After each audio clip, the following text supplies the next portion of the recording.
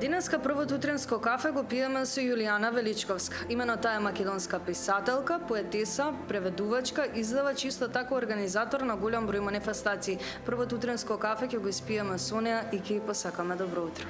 Јулијана, добро утро и добре дојдовте во нашата утринска емисија. Добро утро, добро ве најдов.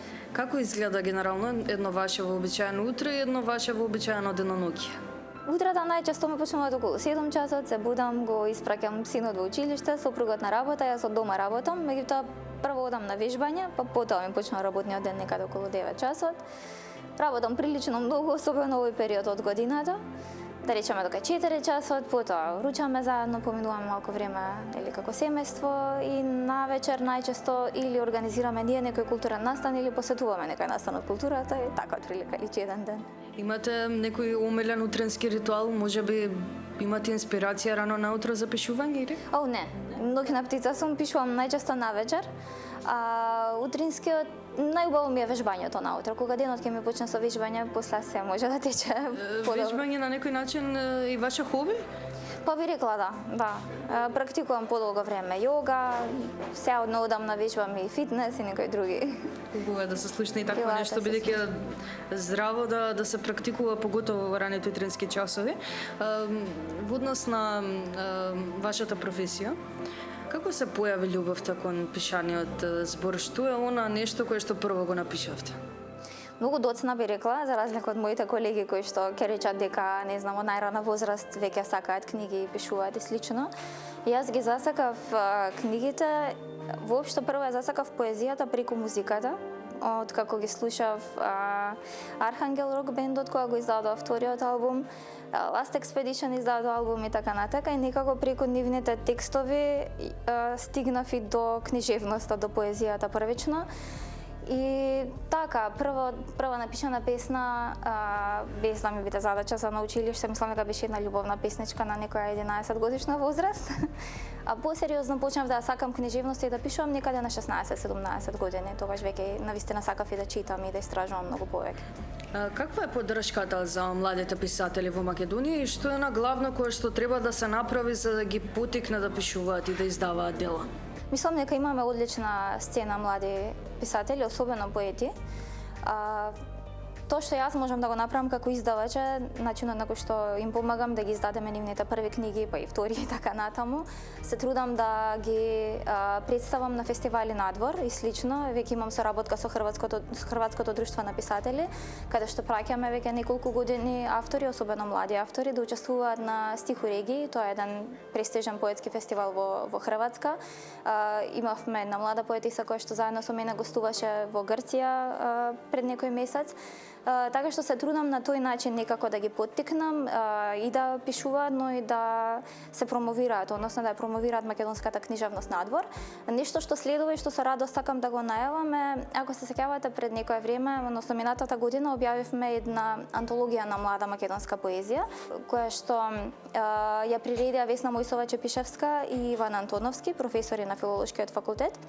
Во неа се застапени 41 млад автор. Сега во декември, на почетокот на декември, ќе бидам гостин на Филозофскиот факултет во Љубљана и тамошните студенти кои што студираат македонски јазик препеа песни од десетина од овие поети и ќе има едно двојазично издание кое што ќе биде објавено таму и ќе го представиме во рамки на програмата на факултетот. Така што се надевам дека нивната поезија ќе допре што подалеку, а дека ќе биде читана и од домашната публика. Освен домашните автори, помладите автори и поддршката кон нив, сакам да напоменеме нешто и за младата читателска публика. Дали колку создавањето на голема млада читателска публика значи одржување и нагување на македонскиот јазик и долговечност наистина?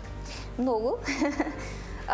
Во принцип, мислам дека тоа што ни недостига како земја е дека немаме сериозна стратегија за култура и сериозна стратегија за како сето тоа да се спроведе и преку Министерството за култура, но и преку Министерството за образование. Исто така сметам дека и во рамките на семејството родителите се должни на децата да им ја пренесат љубовта кон книгите уште од помала возраст, за на тој начин потоа да имаме што побогата и што побројна читателска публика и луѓе што ќе сакаат да читаат и да следат настани од културата и слично. Меѓутоа, бидејќи сум човек кој што често патува надвор и ги следам како стојат нештата и во другите земји, барем во Европа, сметам дека сме сепак на некој задоволително ниво. Ако земеме предвид или бројност на жители и така натаму, процентуално колку луѓе се автори, колку луѓе се читатели, не е така страшно, не е лошо. Меѓутоа сметам дека потребна е таа стратегија за да се поработи малку на квалитетот на тоа што се пишува и што се чита. Мислам дека тука треба малку да се поработи посериозно. Како изгледа тоа да се поработи посериозно? Потребни се стручни лица кои што би направиле соодветна селекција за лектирите за деца кои што ќе соодветствуваат на денешните деца, на нивниот начин на восприемање на светот и слично. Да речеме, не знам, белото циганче сигурно не би била примена од денешните деца како што беше примена од нашите генерации или претходно. Понатаму пристапот на кој што треба да им се пренесе книжевноста, сега треба бара малку повеќе труд. Знам дека познавам луѓе кои што навистина се трудат тоа да го направат. Сум гостувала и во многу училишта и така натаму, каде што имаме навистина сега и богата сцена на автори за деца кои што гостуваат во училишта, во градинки и така натаму и лично се среќаваат со дечињата, им читаат, ги анимираат и така натаму, им ја доближуваат книжевноста и воопшто самиот чин на пишување. Така што кога на тој начин ќе им пристапите на децата и од рана возраст ќе запознаат автори, ќе запознаат дека тоа не е нешто далечно, недостижно, нешто туѓо, тогаш ги јас барем се трудам да им направам да почувствуваат дека и тие можат да станат тоа, доколку сакаат, или да бидат, речем, илустратори, или на кој било начин да се вклучат во целата идеја, во концептот околу книжевноста, како читатели, или како илустратори, или како идни писатели. Значи, треба да им се доближи тоа. Тоа не треба да личи како нешто далечно, недопирливо, туѓо, нешто за што треба многу човек да се намачи. Точно, треба многу да се чита за да бидеш добар писател и слично. Меѓутоа, ако тоа се направи со убав пристап и педагошки со сето тоа, значи осмислено на начин на кој што не би требало на децата да им се наложува тоа како тоа е нешто задолжително, затоа што така ќе создадеме отпор кај децата. Да, некоја одбивност. Да. Значи важно е да им се покаже колку е тоа возбудливо, колку ќе научат од тоа, колку е убаво да се знаат сите тие нешта, како ќе им помогнат во животот. Ти да се биде читател не е само да се занимаваш со книжевноста, воопшто во секоја професија ќе ти се најде тоа. Така, еден убав начин за да се привлечат самите дечиња. Сакам разговорот да го завршиме со вашето творештво. Дали може да се издвои некое ваше дело кое што ви е најдраго од целокупниот се досега? Исто така и може да ја најавиме вашата нова стихозбирка која што треба да се промовира идниот месец во декември во Младинскиот културен центар. Да прашате автор кој дело му е омилено, отприлика како да прашате родител кој дете му е омилено.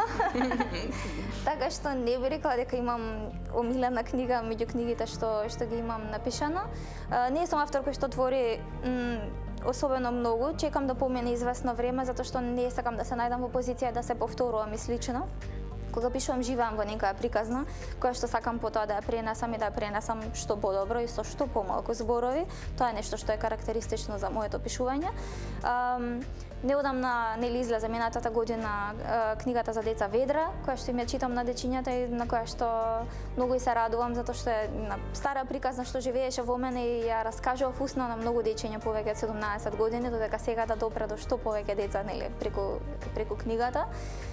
Си го сакам и романот Годишни времења, кој што доживеа 4 изданија на моје големо изненадување, затоа што е една многу лична приказна која што сепак излезе дека пренесува универзални пораки, си ги сакам и поетските збирки и ги поканувам сите на 12 декември во Младинскиот културен центар да им ја представам најновата стихозбирка Рајсфершлус, која што мислам дека има исто така куп нови пораки да пренесе до читателите. На самата промоција ние ќе имаме можност да им ги пренесеме тие пораки на гледачите. Ви благодарам многу за одвоеното време и што имав можност да го испијам првото кафе со вас. Благодарам и вам и ќе ве очекувам.